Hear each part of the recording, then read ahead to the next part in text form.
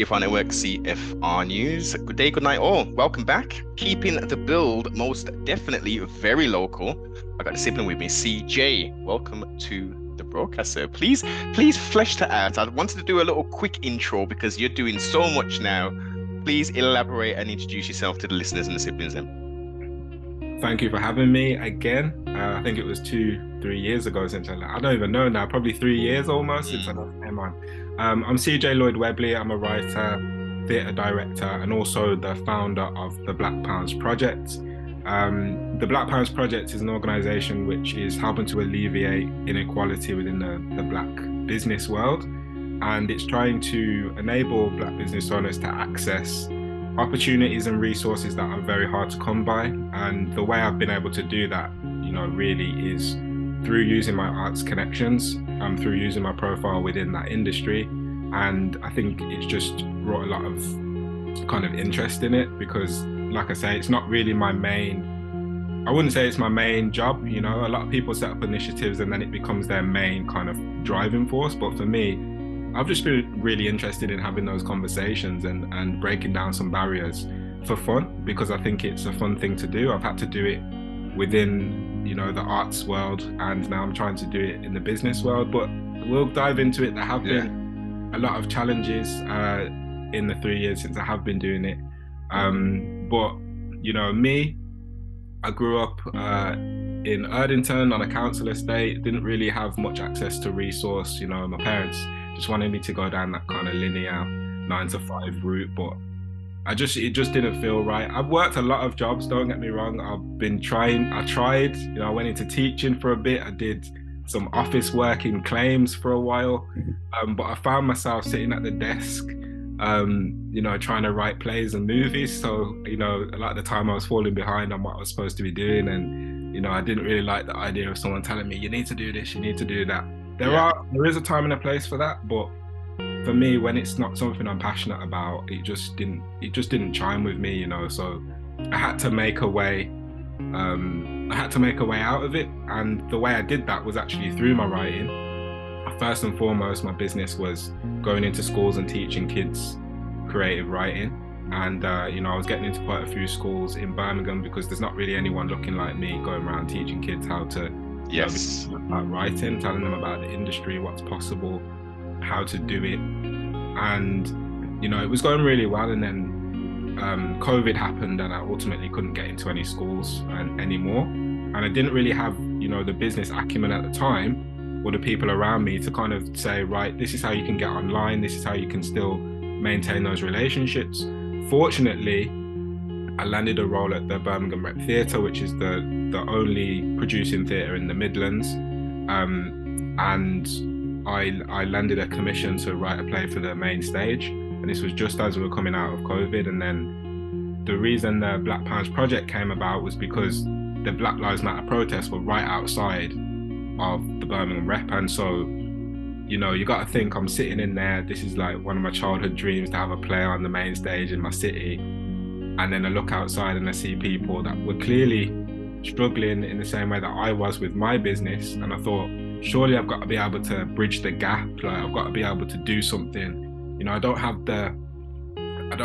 wouldn't say I have, my profile's obviously grown, but at that point I didn't have the biggest profile, but I felt like I had enough, access to spaces like this, and resources. So I just felt like I needed to do something, and we started be part of the solution rather than just identifying a problem and just homing in on a problem. I got a potential solution, and well, I think at that point I didn't actually have a solution as such, but I just saw that there were so many people out there from different cultures, ethnicities, backgrounds, saying the same thing, Black Lives Matter. But then I was like, but what does that really mean? Because there's the political movement which people I don't even think really knew about at the time. They were just like, there's an issue, let's try and help. And then it became a whole political, tycoon, which we didn't even know. And so for me at the time, it was like, I want to, encourage people that are out there, the 5,000, 6,000 people, to drop a £2 into a pot and let's invest that money back into the community. I quickly realized that there was a lot more work to be done in terms of mentorship and actually building the business owners up. You can give a business owner £2,000, but you know, at that time as well, they're going to just spend it on, you know, bills and all kinds of madness. So that's when I came up with the idea to create a mentorship program. And, you know, there were a whole host of issues even doing that. People not turning up to the session, respecting people's time. That's a very important thing that, unfortunately, within our culture, people do not respect time. We can flesh that out and we can go across nations, but let's stick within our culture. It's like you're providing a potential, you're being the conduit to enable a business owner to really get some fundamentals in place, which then will enable their business to grow. And they're kind of like, yeah, I like the opportunity. I'm thanks for the opportunity, thanks for the idea, but I'm gonna go there at 3 o'clock rather than 2 o'clock because you know, I got things to do, CJ.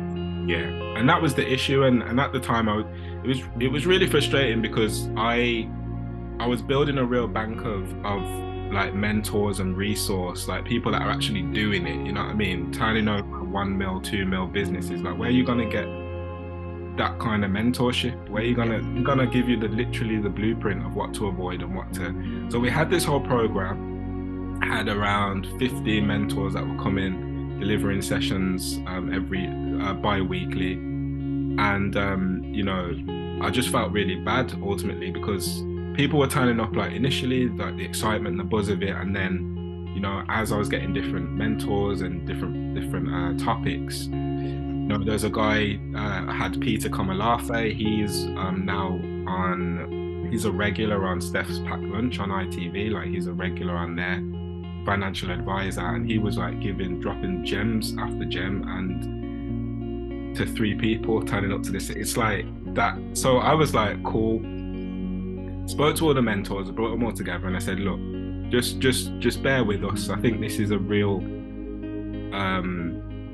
this is a bit of a challenge, and I think this is one of the issues that I didn't actually I wasn't aware of at the time. Like, I think, as you said, people don't understand the value of time, and they don't understand that actually we weren't a funded organization. Like, the government had nothing we've been doing. This was literally just me going around finding people who were interested, like speaking to them, knowing if they had a vested interest in helping, because a lot of people are just sick and tired of the complaining now. You know, we've got the resource that, and we can change. There are obviously things that are out of our control, but the things that are in our control, let's do our part. Yes. So I just spoke to the mentors. I said, all right, we're gonna hold fire on that. I spoke to my team and I said, we're gonna have to put a charge to this. And we're gonna have to scout the serious business owners, the ones that actually want to grow. Because don't get me wrong, out of the 15 people that were probably on the mentorship program, there were a consistent 3 or 4. So what you want to do as a project then is say, right, there's a consistent 3 or 4 here that are serious about that growth. If they can't make it, they're communicating with us, they're getting in touch, they understand like the value. So we have to focus on them. And the way we decided to you know, maneuver the project moving forward was that there has to be a £5 membership fee, and anybody that pays that £5 a month will get access to the mentorship and the resources that we have. If you're not prepared to pay the £5, then you don't get it because CJ, let me just add into that. Financial levy for the services rendered sometimes perks people's ears up, like, oh, it's not free. Because when it's free, they see the value potentially, but they underplay the value because it's free. Because it's free, it's not gonna be any good. And there's a financial you know, attachment to it. Okay, this is serious. Let me have a look at this now. And we kept it, like we say, we kept it nominal, because we are here to help. It's not actually about the money, it's about the mindset behind it. Like, your £5 is contributing to all the resources that we have. It's contributing to us enabling us to get, you know, different stores and pop-up shops for you to exhibit your products, get feedback and stuff like that. So it's a nominal fee. It's supposed to be a nominal fee that's actually just saying, right, I'm committed to supporting the Black Pounds community, not just I just want to get some value and jump out. You know what I mean? Are you giving back? You know what I mean? So we have the £5 option, and then we have our small business option, which is the £15 a month. But that one is only accessible to people who have literally gone through the entire mentorship program. So you can't just sign up and say I want to be that. You know, we've got to see that you're actually committed,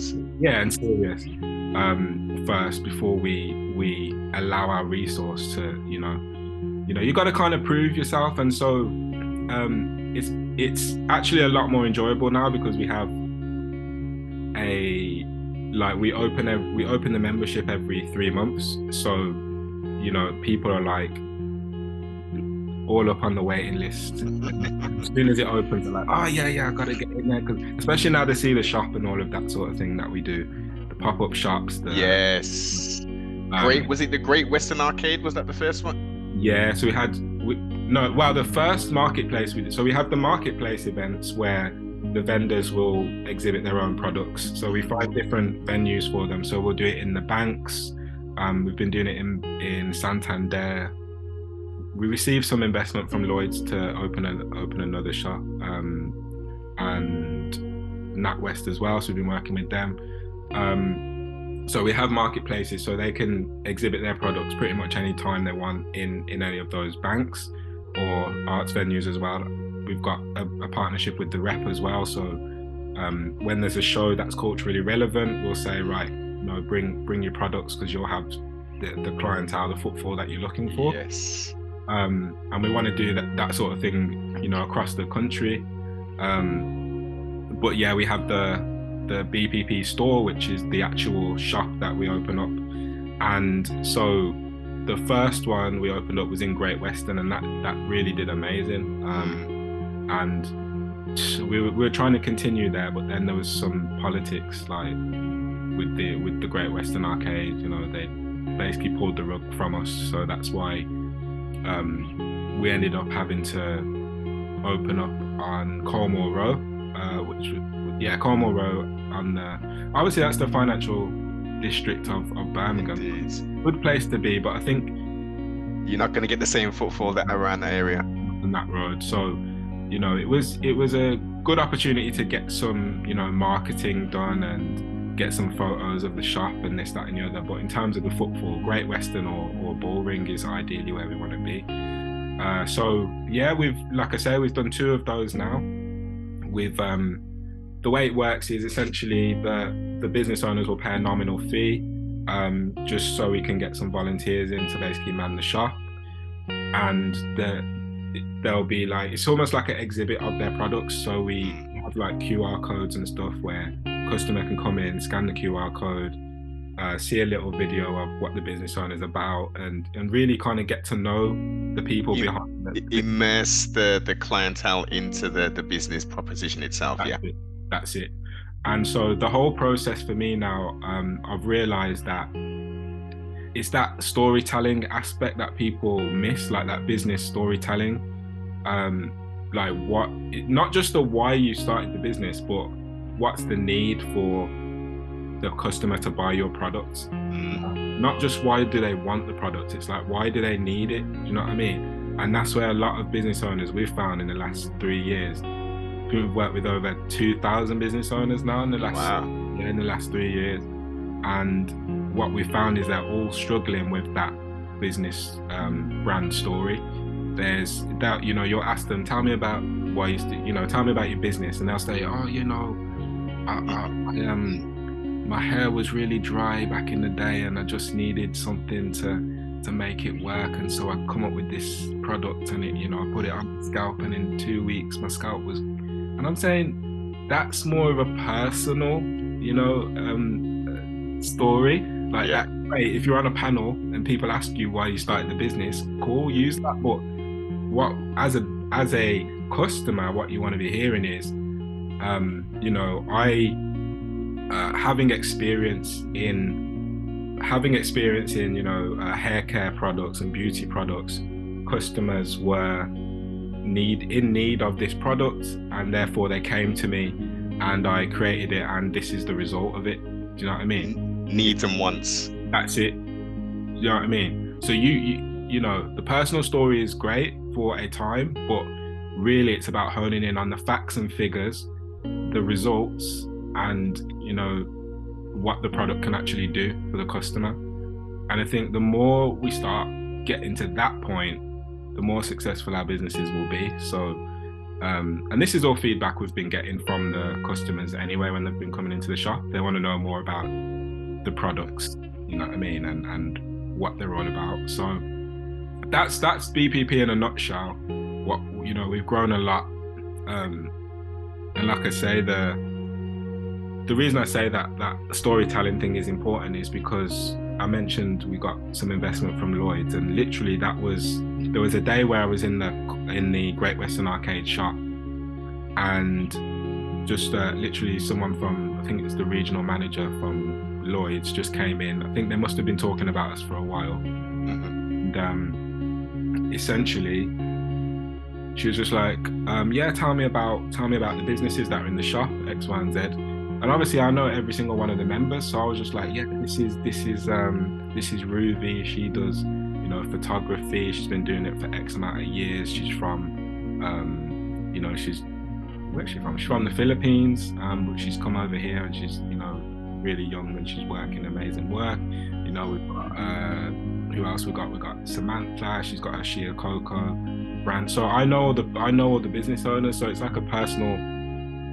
relationship and community that we're really building. It's not just about their products. It's about them. Like, we're invested in helping them and seeing them grow. I think that was a unique selling point as far as I think Lloyd's were concerned, because like they know if they want to contact, you know, a group of business owners, and you know, actually, you know, I don't know what the ulterior motive is in that sense, but I think for them it was like, there's a real community here, and we can benefit from that, because there'll be like tangible results that we can gather, you know, from it, because we can get the data and see how the businesses are doing since this investment. Whereas a lot of ventures, it's literally just about, let's get the products in, let's get the businesses in, and you know, let them do their thing and then bounce. There's no real community being built.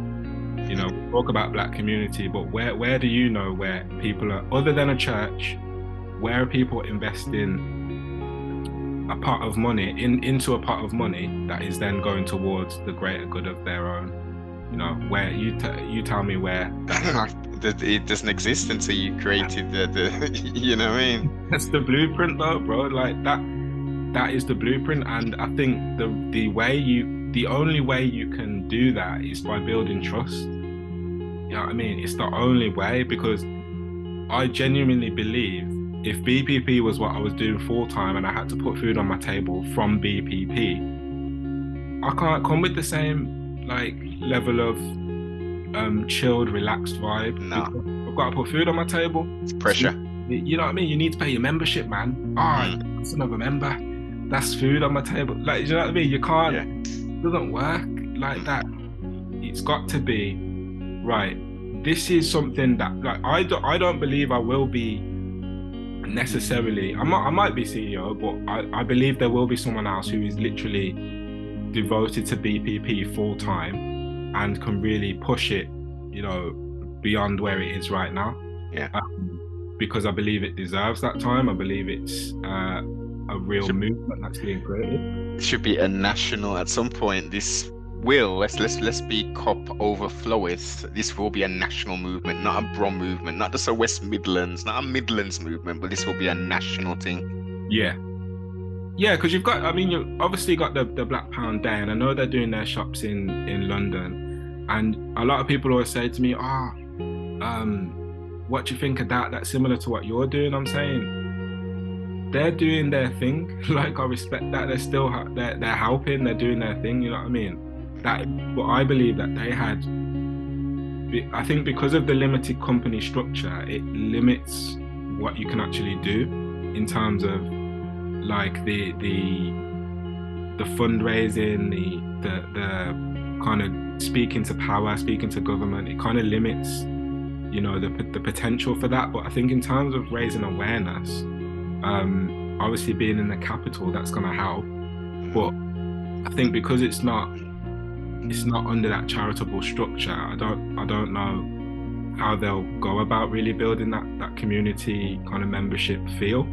So I think it's kind of up to us to really, you know, if people want that Black Pound Day to be like a solidified thing where, you know, first day of every month or whatever it is, you know, you do that, that's cool. But I still believe there needs to be the community aspect where people are actually contributing towards each other's success, because that's what the other communities do. I've got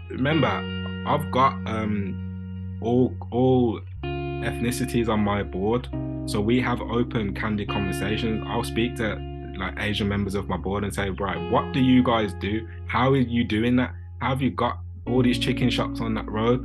You know what I mean? These are conversations that happen. Like, how are you, man, opening dessert shops after dessert shops? How do you own all the corner shops? How do you own all the black hair shops in Erdington and town? Like, how are you doing that? And it's not even coming out of a place of disrespect. Like, it's actually coming out of a place of admiration that they're doing that. Like, how have they got? I was on a podcast and a guy asked me, he basically asked me, isn't it racist, like, to have a Black Pounds project? I don't think he said, is it racist, but he was essentially like, you know, wouldn't people think that might be racist or might be kind of like reverse discrimination? That, like, you know, the banks and stuff are all saying like black business support and this, that, and the other, and kind of highlighting a particular group. One, we have to understand that the term black is actually a brand, and like it encompasses a variety and a diverse, eclectic movement of culture. Like, it's not, you like, black just isn't just one ethnicity. But then we've got to look at it on the flip side. I said to him, you've got a BBC Asian network, you've got an Asian Chamber of Commerce, you've got a Chinatown, but why, when it comes to black people trying to do something for themselves to uplift their own, people want to come and you know, have an issue with it? It doesn't make any sense. Like, but that's because it's obviously the way the media portrays the things that we do. Yes. And a lot of it is portrayed as a means not to uplift, but it's out of a place of like, this has happened and therefore we need an issue, that we need a organization that addresses that. You know, that's all we really get spoon-fed in the media. You know, when was the last time you heard about Chinatown on the news? you don't. You don't. Collective cooperation for the good of the community, but unfortunately we're trying to piece back the community which has been shattered. This is what people like, the example you made referenced the Asian community, etc., having the buying power as individual shops to come together as one mass and say, this is what we spend 250,000 every month, what are the best rates you're going to give to me? Then as that conglomerate, they then can distribute that down, cut all of the prices in regards to their competition, and build what they have and what we can see. But because we have been fractured, we don't have that. We're trying to rebuild that mindset where we had it historically. Yeah, that's it, bro. And that's 100% nail on the head. And of course, you're probably more learned than me in all of this, in most of this stuff. But I believe, for me, it's like, it's quite simple to me. Like, there's people literally going to church from day dot, putting 10% of their money into a pot to build a church, but you wouldn't do the same for your actual business. You wouldn't do that as a collective to build a business, because you're not being, there's no, like, I don't know if I want to call it guilt, but there's this like, oh, the Bible says we have to put our 10% into the church, and so we have to give our offering, so we have to do that because that, you know, that makes me a better Christian. But actually, when you then you want to come out there and say, you know, we ain't got enough money to do what we need to do as a community, and then you're blaming everyone else. Yeah. That Yeah. doesn't make any sense to me. It really doesn't. It really doesn't. And if we was to go back and actually examine that 10% tithing, come on, sibling, like we examine that, they were not giving across gold coins or silver coins, they were giving crops to the temple to then distribute out to the community in essence and to feed the people who propagate the temple. Wow. Like, come on. But that's another story. And they're not ready for that one yet. We gotta go. That's what I was saying, when we start with the £5. We start with the £5. Because even I remember the initial fundraising campaign, people were screwing up about £2. Like, oh, what am I giving my £2 to? It's like, I've written exactly what I'm gonna do with the money, and then again, it's that thing of trust. Yeah. You know what I mean? And I'm somebody who had a portfolio, of work. I had a degree of presence online, so you could just research me if you really wanted to. But still, I think maybe seeing another black guy trying to do exactly what it is, CJ. And it's madness, because the majority of people know how. And this is what really gets me now. Like, now we're 3 years in. 2.5 years. It's 2.5. I think it's 2.5. Almost three. Yeah, almost 3 years in. Bro, you look at the demographic of the people donating monthly. I know. It's not us.